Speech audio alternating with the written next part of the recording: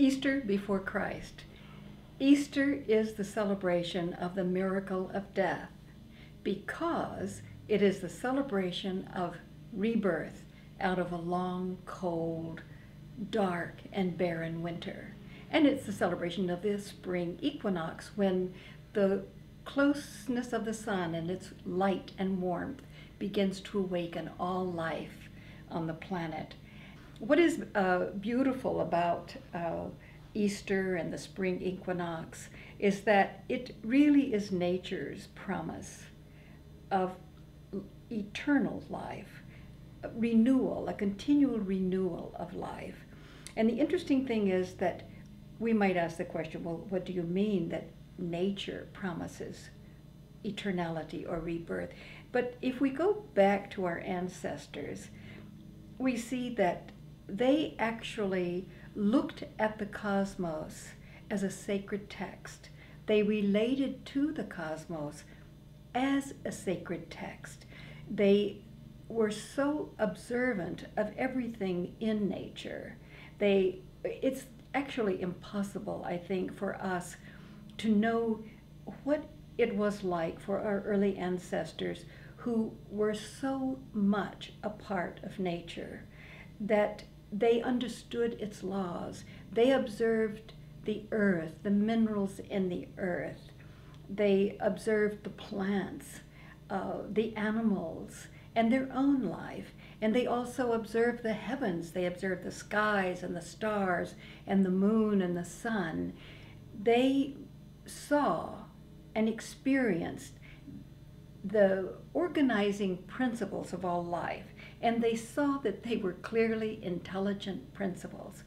We take so much for granted in life, but let's just think for a moment of the coming into being of a human child. When we think of how nature actually brings this birth about of a new human being on our planet, we have to realize that there are powerful, intelligent, organizing principles that are continuously at work in all nature. And this is certainly what our ancestors observed in all forms of life. And they saw life as sacred. It's somewhat difficult for us to really comprehend what it means to look at the cosmos as a sacred text.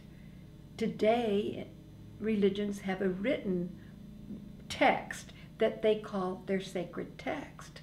But if it's truly related to the human soul, it has its roots in the sacred text of the cosmos. And we can be, I think, very grateful for the wisdom that our ancestors gave us through this profound observation and experience. Now, they not only observed nature with the mind, but with the body. I mean, what they observed, they felt. They saw, they felt, they understood it with their senses. But they also developed ways of experiencing the intelligence that manifested itself in these organizing principles that manifested life on the planet, that maintained that life, and that brought about the death of that life and the rebirth. So they developed techniques of experiencing the intelligence that brought about life on the planet. And this is what we call the development of shamanism or mysticism. And what they realized through their inner experience was that indeed all life was reborn, that life was eternal, and that it was one. It was interconnected and interrelated. Everything was divine, and all life was eternal. And that light and love and consciousness were at the heart of the cosmos. And it was this light, love, and consciousness that manifested itself in the intelligence that created life, maintained life, brought about the death, which is not an end, but a transformation into new birth, that they not only observed that in the physical world of nature, but they were able to observe it within themselves and confirm what they had actually studied and observed in the sacred text of the universe, of the cosmos. It's understandable when we think of their experiences that they realized and knew profoundly that nothing was more important than knowing what those organizing principles were, understanding those laws, because they realized that the laws that they were observing in physical nature were laws that were also working in them. And the most important thing for them was to know that, to have that knowledge, both from outer and inner experience, so that they could maintain a rhythm and the balance with nature, so that they would not be out of sync, so to speak, with nature. So there was a beautiful relationship between the individual and nature, and a profound desire to keep the harmony between both the visible and invisible worlds. Now, I'll get to the Christian celebration in just a moment, but it's important to talk a little bit about the Jewish celebration of spring, or the equinox, or rebirth. It's somewhat different, of course, because theirs is called Passover, which is associated with the story of their exile and enslavement in Egypt.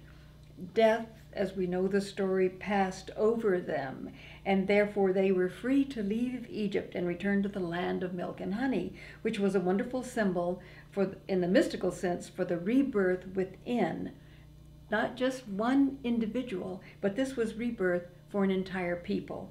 In other words, Egypt became a symbol for the Jewish people of going down into death, enslavement, exile, and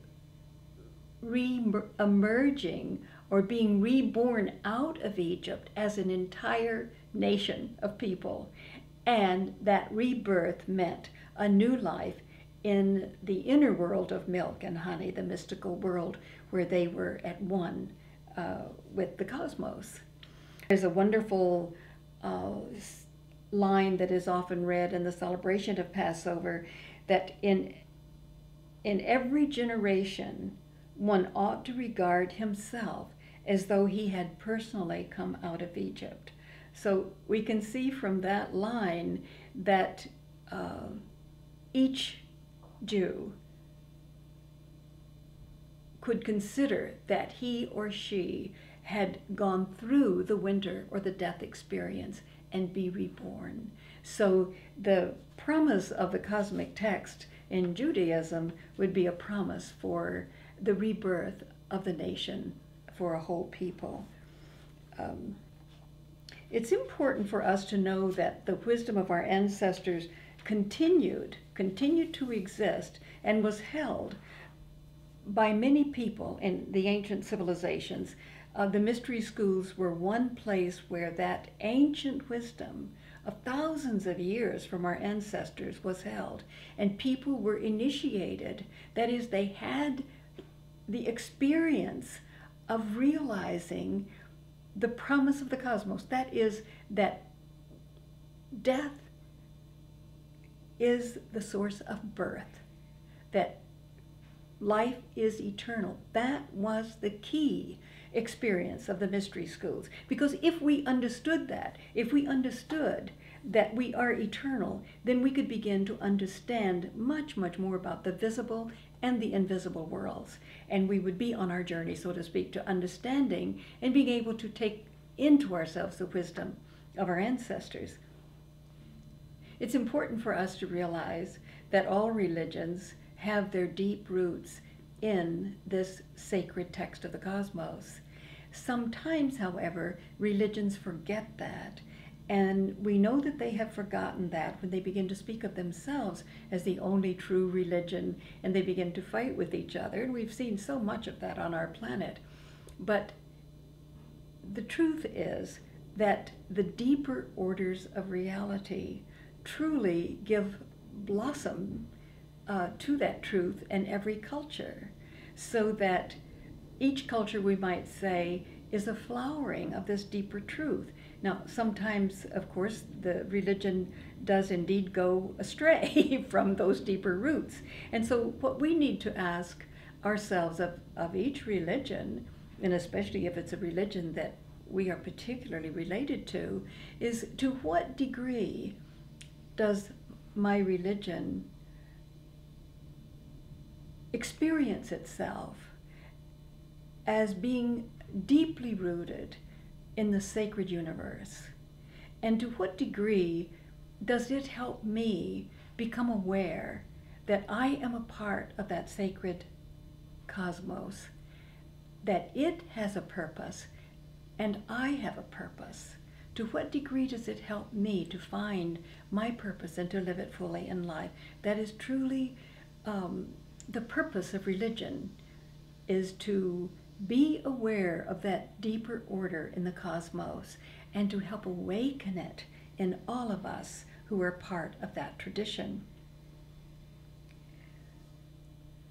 We have to say, of course, because there's no argument about the sacred cosmic text, it clearly belongs to us all, and we are all a part of it, just like the great web of life. We are all a part of that, and every aspect of our culture really needs to be in harmony with that knowledge and work in an attempt to bring about that awareness in us and keep that consciousness in us. We would do everything probably in a very different way, in a much more joyful way, I would think, and peaceful way.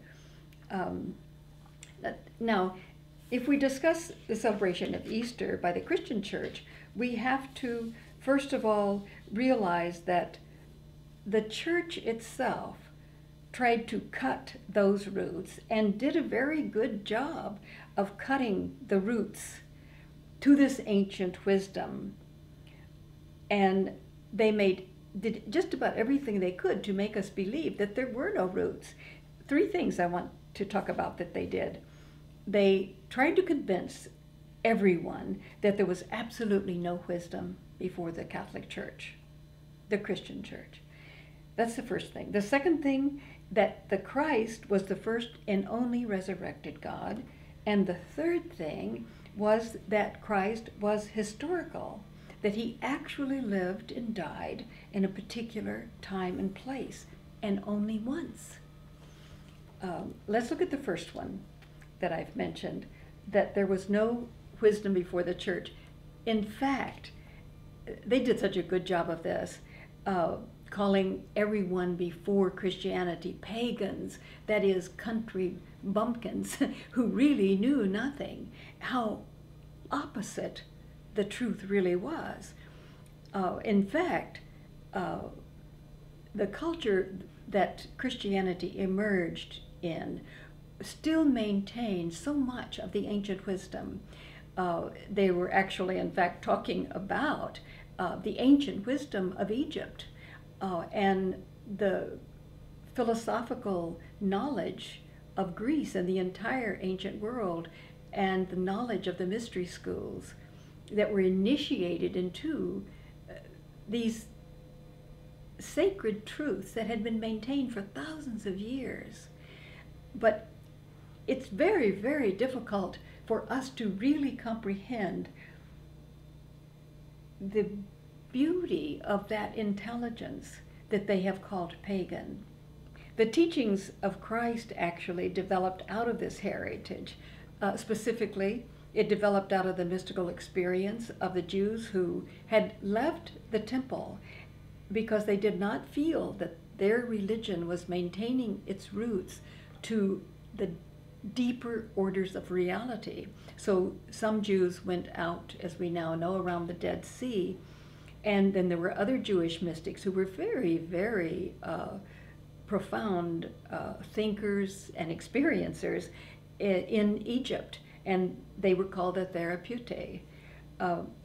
For example, when Jesus delivered his Sermon on the Mountain, probably most people would have recognized that he was quoting from a sacred text from the Dead Sea Scrolls, uh, and because that was a part of Jewish heritage at that time. The second one is that Christ was the first and only resurrected God. But again, people in the ancient world were very familiar with the myths and the stories, the symbolic truths of the many cultures in that area. And they would have understood and did understand Christ as the human personification or symbol of the miracle of life. Because we are all born, live, die, and are reborn. And this was seen in nature, but it was also symbolized in an individual, such as Osiris in Egypt, died and was reborn. And Tammuz, Attis, Dionysus, Adonis, Christ. There were many dying and resurrecting gods. Certainly Christ was not the only one. And all of these were symbols of the promise of the cosmos, that life is eternal. And these stories were enacted every year and celebrated every year, just as Christianity still celebrates the resurrection of Christ, because it really is a celebration of who we are and who and what nature is.